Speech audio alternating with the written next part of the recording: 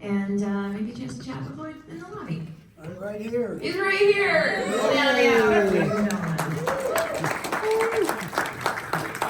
Thank you, Ted Phillips, and the beautiful, beautiful smodecastle movie theater, best projection in the world, and the cleanest men's rooms. Let me tell you, they sparkle. And thank you so much for coming. And we have the stars of the evening. Zach Amico is here. Amanda Flowers, and the special guest Doug Sackman, in charge of all the amazing special effects. Brandon Basson, who wrote the play. He wrote it. He wrote it before Shakespeare ever heard of it. And Vito Trigo, star of Return to Nuka and Return to Nuka. This theater ought to play those movies. Vito lives not too far from here. So if you have read The Tempest or seen it performed, you'll get extra mileage out of the movie, but I don't think you have to have read anything to get the full sophistication of hashtag Shakespeare shitstorm. We'll have a Q&A afterwards. Kat, who else is here from the movie that I didn't? Hey, Balls from Elwood, famous podcaster and one of Howard Stern's people, and I guess we'll meet more of the Troma family after the show. Thank you. Hey, I know you. Hey, it's good to see you. Thanks for coming. It's been a while. How are you? Yes, it has. Nice to see you. Happy Veterans Day. Thank you. Thank you, everybody. Enjoy the health.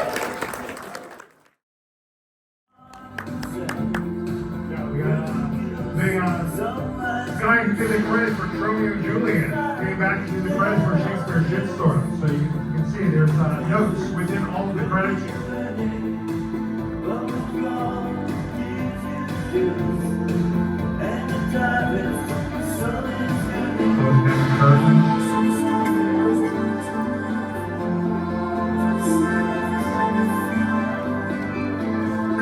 Let's do it. All right. Give it up one more time for Mr. Lloyd Kaufman. Yeah! Legendary creator of the Toxic Avenger, Georgia movie at NYPD, Class of Nukem High, and so many more. You guys are here. This is next year's the 50th anniversary of Troma Studios. We got the whole crew. We got Tromanda Flowers, we got Toxie, we got Sarah, we got Zach Amico, and the writer, Brendan Bassam. Come on up. Get on up on this stage. I'm Doug Sackman. I did a lot of the shit in this movie. Made a lot of that shit. Over 500 gallons of whale shit were made for this movie in 2 countries. We shot in Albania, all of the outdoor boat footage, and there was a lot of shit there, and then we had a lot of shit in Queens and Brooklyn. So yeah, let's we can either talk about the movie, we can take questions. I don't know what. Yeah, first of all, I just want to thank everybody for being here. Huge Kevin Smith fan my whole life. This is a fucking real dream come true. Thank you guys for all being here. Yes, give it up for Smodcast. Hosted Eating Miss Campbell last month, and now Shakespeare Shitstorm. Hopefully we bring a lot more traumatic goodness to from Tromaville, New Jersey to the Red Bank over here. Yeah, absolutely. Please. There we go.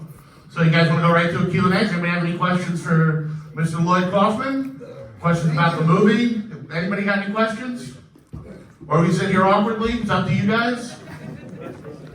Questions, anybody? I mean, we can tell you a little about the movie to start, I guess. Yeah. We shot this in 2018, right? I think? Yes. 2018. Something like that. In Brooklyn, New York, over a month. And I think there were over 75 individual special effects in the movie, and then so many visual effects. There was a lot of first-time visual effects with the whale scenes. Is there any questions about the whales? We had some live whales we used also. Question back there? I looked at a question about writing of the movie. When you adapt something like Shakespeare, do you have to clear it with somebody, or is it all done? Could you Hey, say could you stand up and ask that one more time, project a little, and then I'll repeat your question for people that don't hear you. I was just asking about for writing something where you adapt Shakespeare. I don't know if it's public domain. Do you have to clear it with somebody? Like, did somebody? I'd like to see that British bitch come after me. Right? So this little boy just asked if you have to pay for rights to to Shakespeare or if it's public domain. So what you were going to ask is, did Lloyd pay for something? No. And actually, Brandon Basham wrote the script. An absolutely incredible job. You guys know Brandon from Feartown, USA. It's a bunch of great drone movies. The slashing and the slashing in the beginning, all very, very fucking great shit, man. and the upcoming Bring on the Damned, new movie from Brandon Basham. Soon-ish. Ish. 2024. I wonder if there's like a whole bunch of Shakespeare historians somewhere like super pissed off at you. Honestly, most of Shakespeare historians have liked it. It's a lot more accurate than you would think. Very proud of that part. Yeah, Shakespeare plays were surprisingly lewd, and then the one thing that I love about it is that Lloyd and I both play women in honor of the fact that back in the day men played women, and because Lloyd was doing it, I had to do it too because I was shadowing him. And I will tell you, as a man, bit of a tyrant on set. As a woman, sweetheart. There were days where, could he stay in the fucking dress all day, please? I mean, and there were many days where he wore that dress. Oh yeah, we would rap and he would keep it for like 6 hours. By the end, he was very comfortable. But also on camera half the time. By the way, it's a little known fact that we filmed 8 days in Albania. We were the very first American company to film in the country of Albania, and they have the very rare defecating whales who eat corn, as you may have noticed. So then we had to match the whale ship. So that was actual whale ship in Albania, and then we had to match it with the chocolate. And Mr. Sackman, what was the poop made of? The poop was made of tapioca starch is the main ingredient. With a little bit of cocoa powder for flavor and color. Actually got some not experimental, it was tested, but it was some brown dye, some non-staining brown dye, because obviously we were covered in a lot of shit over the course of the film. And of course, a lot of corn. That was a Lloyd Kaufman specialty. I've worked with Lloyd for 25 years, and I think every single time I've had to make shit for this man, he insists there was corn in that shit. Doug, why doesn't the corn have any shit in it? Whales don't eat corn. Why not? It's funny. So we actually did fix that. If you note, the whale laxatives say now with more corn, so we did work out that in the story. Good question over there? Whose idea was this? And did you start with the shit or did you start with the Shakespeare? Or the Sackman? So the question was, whose idea was this, and did we start with shit or did we start with Shakespeare? So, gentlemen? Well, This was, Lloyd. Lloyd told me Will's shit and wreck a boat. And that was my starting point. Brandon had made some really great movies that you can see on Troma now.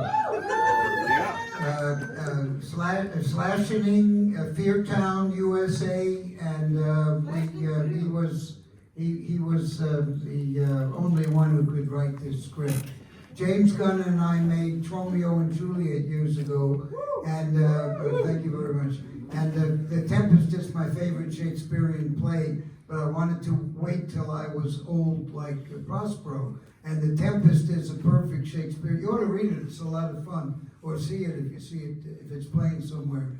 But it's got a monster, it's got magic. Prospero was banished, as I am, deeper and deeper into the reeds of the underground.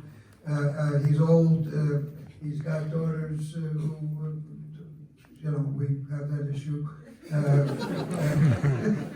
So I wanted to wait till I could really feel Prospero, and I thought this might be my last directorial effort. And by the way, Mr. Zach Amico was the co-director, I'm sorry, I meant director on this movie. And big hand for Zach Amico. Also, Amanda Flowers is amazing in this film. Unbelievably great. She made it her own, and I think really I mean, we played this movie at Yale and British Film Institute and places where they do have a fairly serious Shakespeare aficionados, and they really enjoy this particular Ariel. I mean, it's so real and so wonderfully classic yet modern. Toxie, what do you think of the performance? I think it's great. You could see Miss Amanda Flowers in the New York Times big, huge spread page of her as a crack whore, you know, but I mean, like, who gets that honor other than her, right? So she's an amazing job. Nice. New York Times gave it a good review and had special words for Amanda and Zach and I believe Mike Fink is here. Mike, do you have something that you wanted to say? Cat Philippov. Come here, Cat Philippov. Hold on, hold the phone. Our host, please.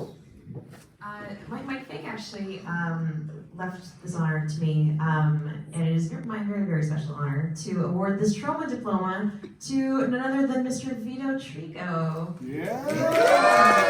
Vito Trico! Return to Newcomb High, return to Newcomb High. Also meeting Miss Campbell. Where is Vito? Come on down. Vito, come on down! Give it up for Vito. Also, Mr. Brick, also another Trauma movie. if you haven't seen Return to Newcomb High and Return to Newcomb High, you'll see Vito, the real Vito Trico. Nobody else had seen him. Bravo, Vito Trico! From New Jersey. Thank you, Captain. These guys are awesome. Give them a hand. Come on.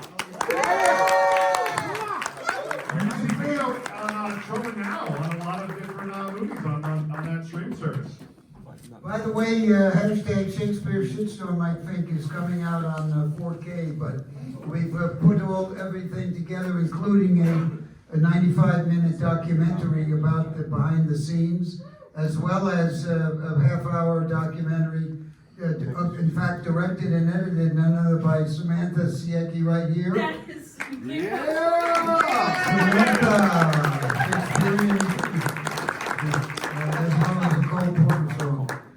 Anybody have any more questions? Toxie wants to know.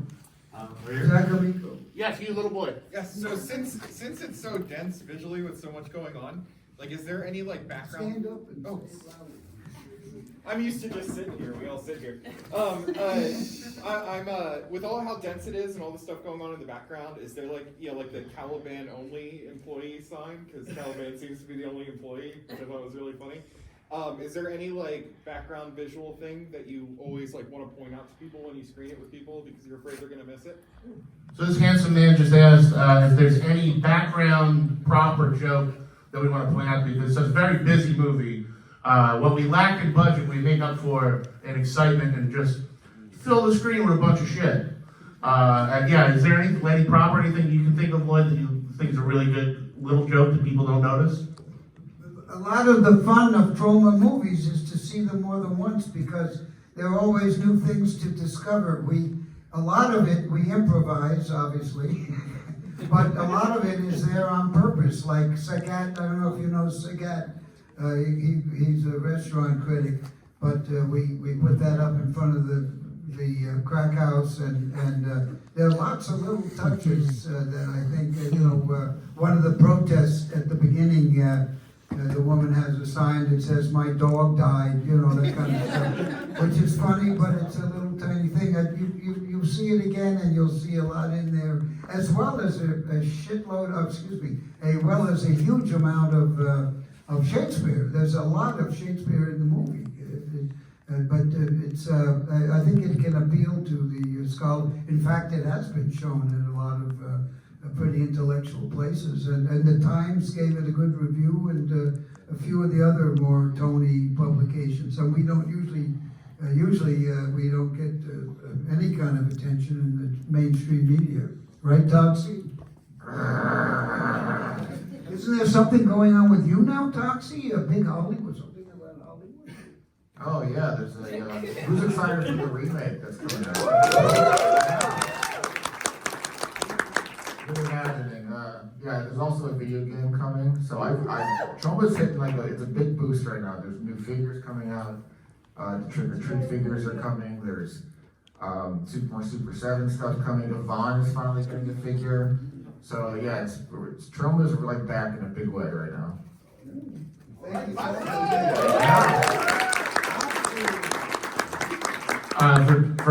For eagle-eyed little boys and girls, there's a ton of Troma cameos in this. We have people from Nukem High 2 and 3. We have the evil one from Kabuki Man. For people in the bar scene, we actually have No Zone from Toxic Crusaders. There was a costume made for when there was going to be a live-action movie, and somebody found pieces of it in the basement, and they reassembled it. So No Zone's there, and my personal favorite, when I'm sitting at my desk, there's like in the Always Sunny, the corkboard of Conspiracy, and it's just pictures of all my best friends with horrible words written under them. So when they pause it, just the worst thing I could think of right under their name. I've seen this movie so many times now, we've said this, but every single time I see it, I see some new butthole or something happening in that homunculus at the end where everything's all this writhing viscera. And I don't know, just keep seeing a couple of new buttholes here and there. There actually is in Prospero's lab, right front and center, our dear friend Joe Fleischaker's disembodied head is in a fish jar, right in the center of the table during the Lloyd's singing number. Maybe you have to explain Joe Fleischaker. Joe Fleischer, if you guys have seen any other Troma movie in the last 30 years, Joe Fleischaker is the biggest Troma action superstar in stature and in mentality. He departed this plane maybe 5 years ago, I believe, but he has been in every single Troma movie, so we found a way to work him into Shakespeare Shitstorm. We had a head cast of him from Citizen Toxie that was sitting on Lloyd's desk, so we took it from Lloyd's desk, we put it in a fishbowl, and it's part of the lab now. We're very sentimental, as you can tell. Also, we just have a bunch of shit in the office that we reused. You say. All right, everyone's standing up, I might as well stand up too.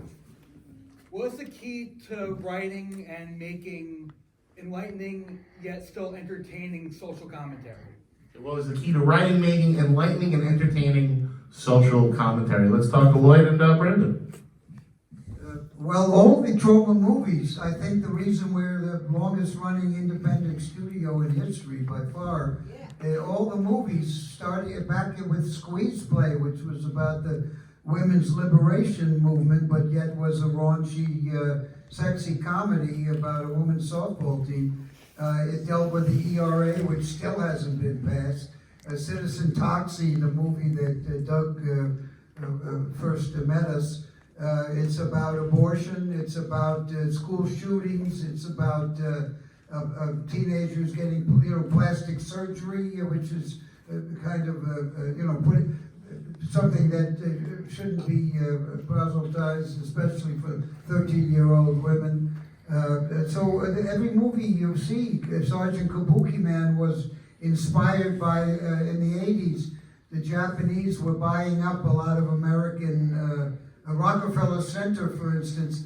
When that happened, one of the congressmen said, "Oh, it's Pearl Harbor all over again," and actually the Kabuki Man cartoon show, which was about to get onto Fox, was CBS. Sorry, CBS was canceled because of this bullshit about Japan and America and all that kind of stuff.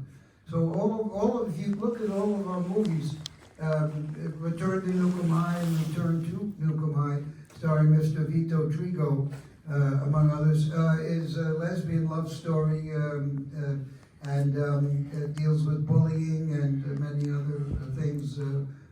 Toxie's movie was about the pollution and the environment long before Al Gore stole that Oscar, stole the Nobel Peace Prize from those deserving scientists before he invented the internet. So, I think that's one of the reasons we're still here. What do you say, Zach Amico?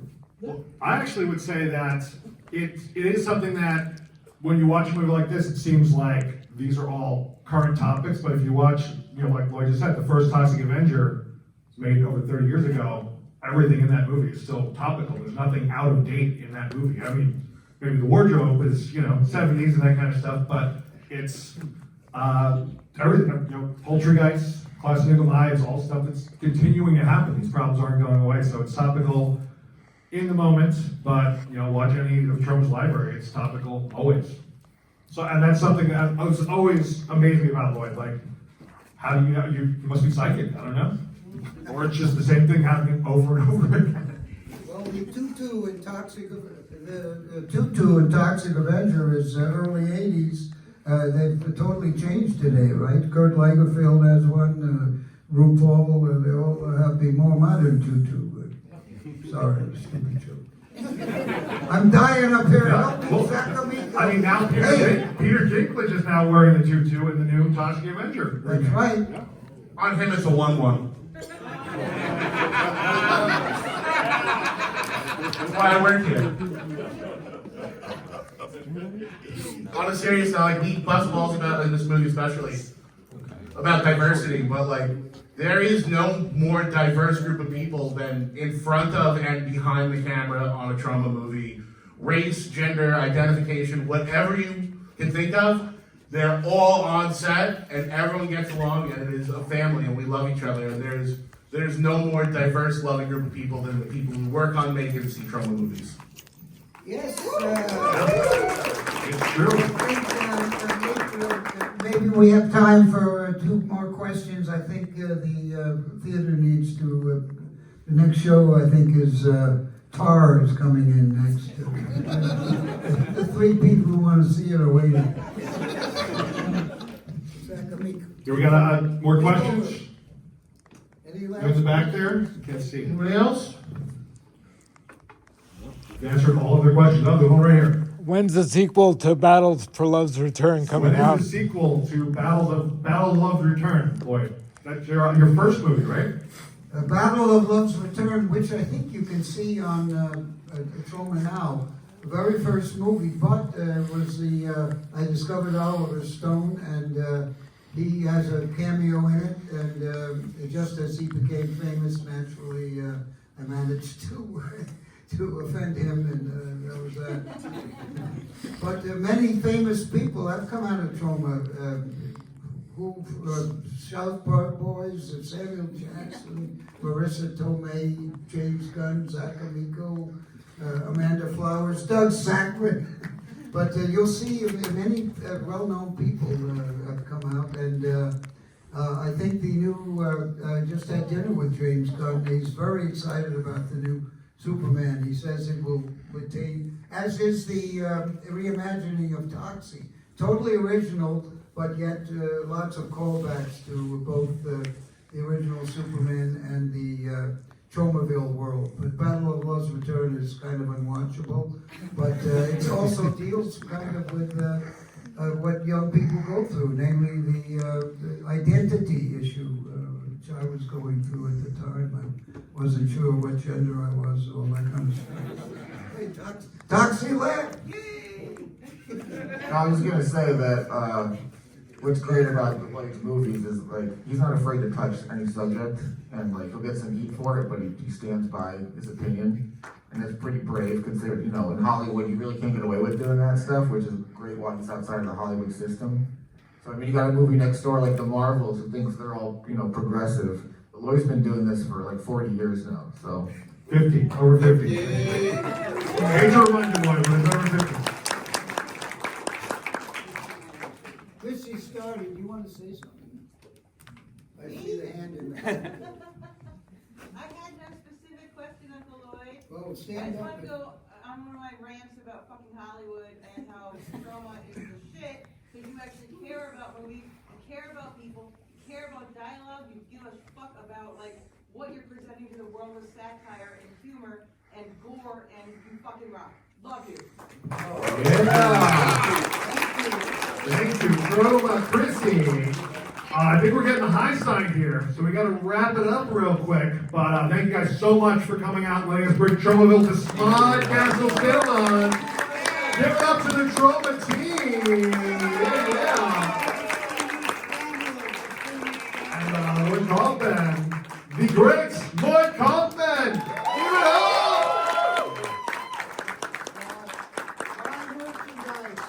Yes, we have some Troma merchandise over there. We'll be out in the lobby for a little bit, and yep, come hang